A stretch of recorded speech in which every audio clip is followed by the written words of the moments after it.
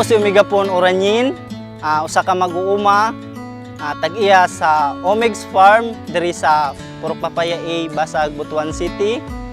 O usa ako ka intern sa Youth Internship Program sa Organic Agriculture sa Batch 2. Isa ko ka OFW sa una before nga nisulod ko sa Youth Internship Program sa PTI. Ang akong papa na stroke, so that's why nga nisulod ko sa farming tungod kay among yuta wala na natiman.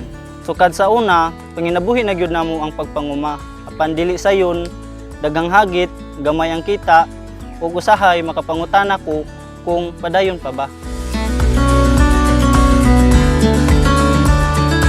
As a young farmer, nag-follow ko sa page sa PTI o nakita na ko ang ilang mga program dito o namasin ko na maka-appeal. Uban sa endorsement o giya sa among extension worker, naka-appeal ko sa internship program. Dako natabang no sa amo ang youth, labi na sa amo ang youth na mo na partner no si Sir Amiga Pon diri sa Butuan. Siya as of now, siya pagyud ang ato ang first nato nga internship sa Butuan City. Niduol ni siya sa City Agriculture kay unsay mga program on organics. So, ako siyang giingnan about sa youth internship program on organic agriculture. So nag-apply siya na validate. Niagi gid sila hands-on 9 months dito sa ato ang mga farmer learning center no. Labi na gyud ang ato ang mga youth karon is kinahanglan gid sila atong i-push no nga mo go ventures gid sila sa farming. Labi na gyud ang atong organic farming.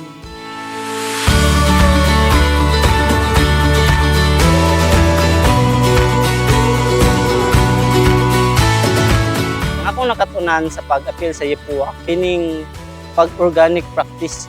So sa organic practice, nahimong less ang akong gasto sa inputs tungod sa gitudlo nila sa ETI or sa mga farm partner nga like example is concoction. Ang ako amo gud diri is tilapia production.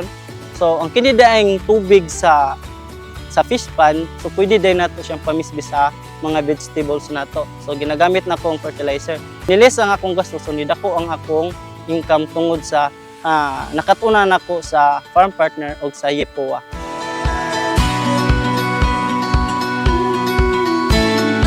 Ang experience na ko no nga naka-appeal sa YEPUA, the best gyud kaayo kay ngano adi jud nimo siya malimtan. Kumbaga sa English pa unforgettable moment no kay nadiha ang kalisod, nasa diha ang kami nga tungod kay 9 months manggod ta nga mag-training sa organic no. Dako kay ko pasalamat kay actual gyud ang ilang demonstration pareha sa Gias Integrated Farm, sila among farm partner. Ilag yung gipa-experience sa amo kung unsaon pag-handle sa mga livestock. Diri sa among farm sir is ang amo yung primary commodity is banana kanang cardava ato ang ginabaligya as barbecue, and then nami coconut, vegetables, pero na ami gi-add on nga sa poultry is mo na siya ang itik katong duck bitaw nga ato ang himuon og balot ang iyang kuan itlog. Previous na kung ma-intern sir is kanang 9 months sila gi-deploy diri sa farm. Sulod sa 9 ka bulan, diri sila ga-practice no on how to produce organic vegetable. Even kanang magpakaon ta o pinaagi sa organikong pagkaon ngadto sa atong mga livestock.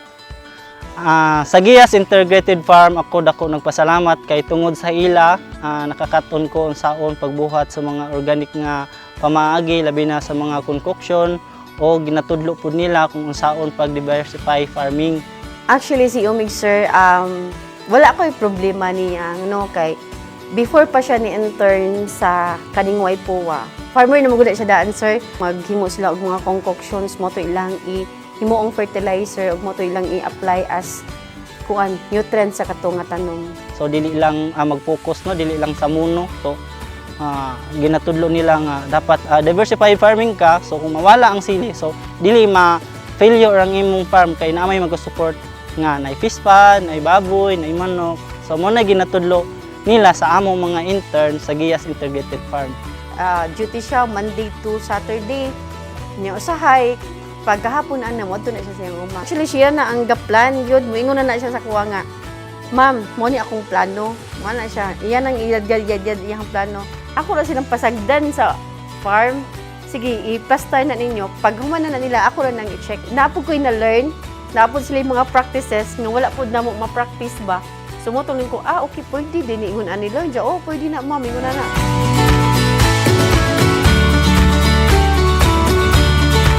Kung sa pagkakaroon after sa ilahang internship nga 9 months, nakita gyud ako nga progressive si Omigs. Di ba kita inyo Omigs Farm. Kay more on kuan naman gud to si Omigs before, more on production. Side lang to siya karon na siya processing, sir. Ang Omigs Farm is na ay saging. So ang saging pang tingbarato, pwede na ko himuon siya banana chips. Ana po ko'y sili. So ang sili ginahimo na ko spicy vinegar. So, pag dabos kayong sili, so ginahimo na akong dried para ma-preserve siya. O ginahimo po na ko siya og powder. O napog ko'y tilapyahan, nag-process po kong tilapya na ready to cook. Gilimpyuhan siya, nagiputo siya sa vacuum seal. Ang ilang hibaw-an diri, mas napa-improve pa nila pag abot sa ilahang area. Mas na-enhance pa nila gyud. Mas na-explore pa nila di ay ug maayo ang ilahang nahibaw-an. Ang ITI naghatag sa kabatan-unan og kahibalo, dili ilang kahibalo kundi financial, naghatag sila worth 150,000 pesos starting capital para ma-implement namo ang among nahibaw-an sa laing nga farm or sa among mga farm partner, ug mao na akong gigamit sa pag production nako sa tilapia o sa pagtanom sa mga vegetable. Labi na ni akong siling nga Carolina Reaper nga mao karon naghatag sa ako nga dakong income.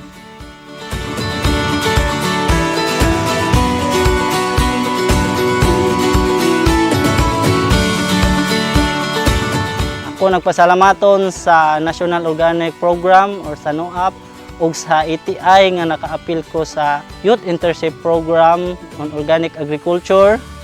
Kay dakong tabang sa Omigs Farm kay natagaan upang start-up capital nga ginagamit para na-develop ang akong farm.